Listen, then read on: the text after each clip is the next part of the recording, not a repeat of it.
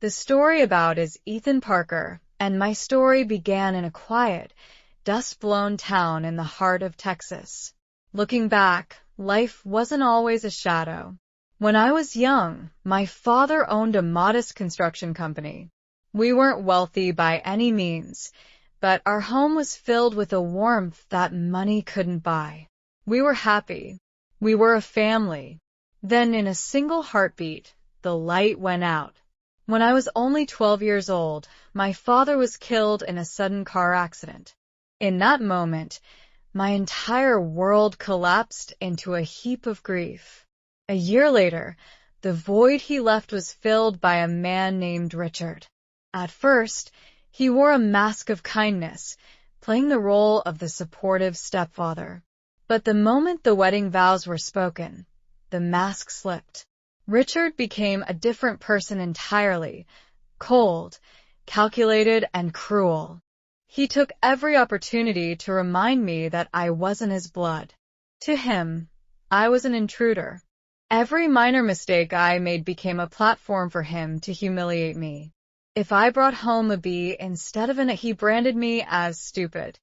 If I forgot a simple chore like taking out the trash, he sneered that I was useless. And my mother? She became a ghost in her own home. She stayed quiet, her silence acting as a shield for him and a dagger for me.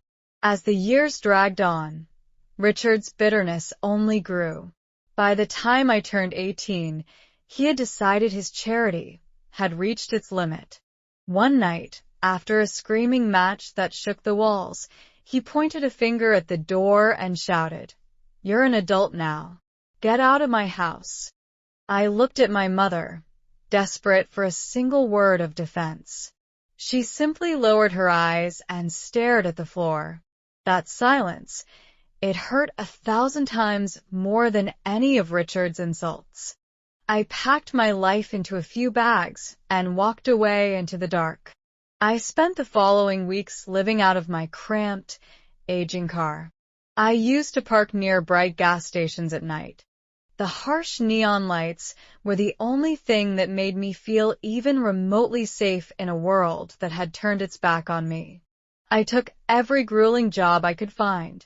I scrubbed floors until my knees bled, loaded heavy trucks in the Texas heat, and washed dishes in the back of greasy diners. I did anything just to survive. Most people would have broken under that weight. They would have given up and disappeared. But every single time I felt my strength fading, I would hear Richard's voice echoing in the back of my mind. "You'll never become anything." That venom became my fuel. It didn't break me. It forged me. It made me work harder, move faster, and dream bigger than he ever could. Years passed, and the boy who was kicked out with nothing began to build something that no one could ever take away. One afternoon, while I was hauling heavy supplies into a towering office building, fate put me in the path of a man named Michael Grant, a highly successful and respected entrepreneur. He was observant. He noticed that during my short, exhausted breaks, I wasn't just resting, I was buried in business books, hungry for knowledge. Impressed by my drive, he decided to take a gamble on me. He offered me a small, entry-level internship.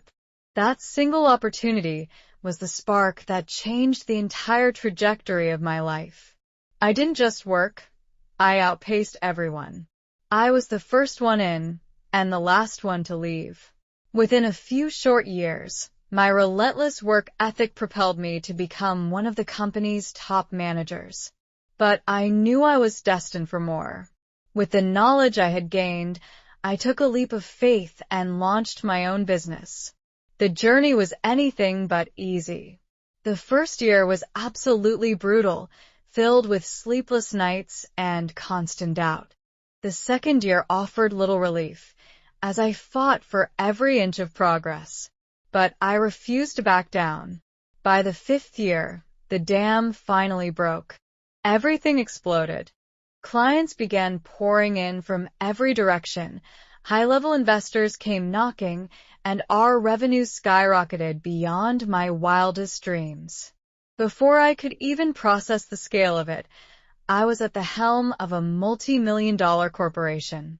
For the first time in my life, looking at what I had built from nothing, I felt a deep, genuine sense of pride. Then, fate delivered a twist I never could have choreographed. One crisp morning, my legal team walked into my office and placed a thick acquisition file on my mahogany desk. A struggling manufacturing firm was on the verge of bankruptcy and was desperately seeking a buyer to save them from total collapse. As I glanced at the cover, the name of the company struck a chord. It felt familiar, hauntingly familiar. When I opened the report and read the details, I froze in my chair. My heart skipped a beat.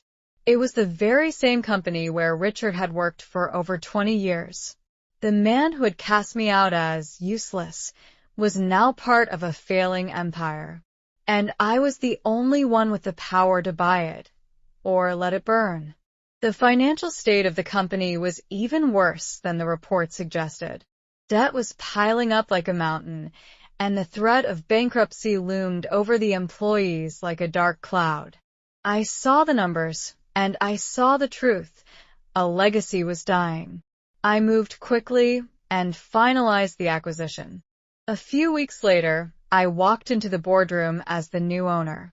As the executives filed in, I saw a familiar face at the end of the table. Richard. He looked aged, his shoulders hunched under the weight of a life built on bitterness. When he finally looked up and saw me standing at the head of the table, he didn't say a word. He couldn't. The shock was written across every wrinkle on his face. After the meeting, we stood alone in the hallway.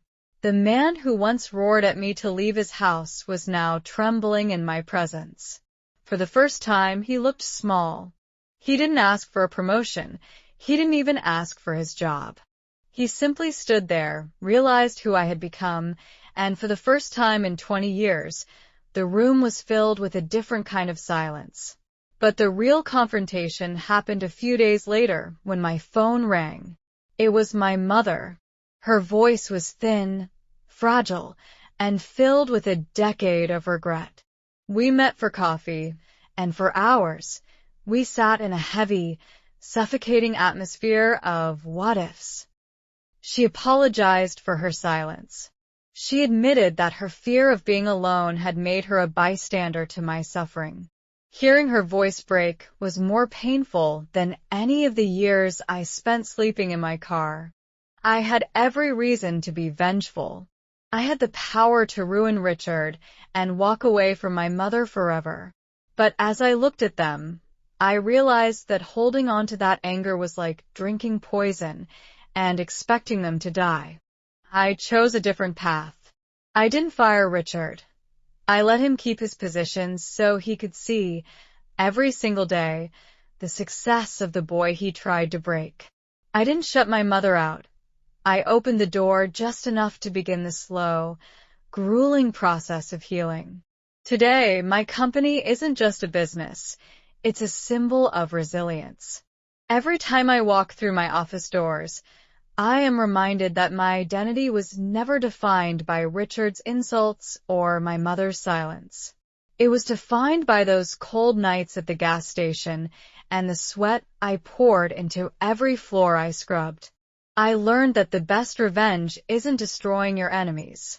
The best revenge is living a life so successful, so full of purpose, that their opinions no longer carry any weight. I am Ethan Parker. I was once a boy with nothing but a broken heart and an old car. And today, I am the architect of my own destiny.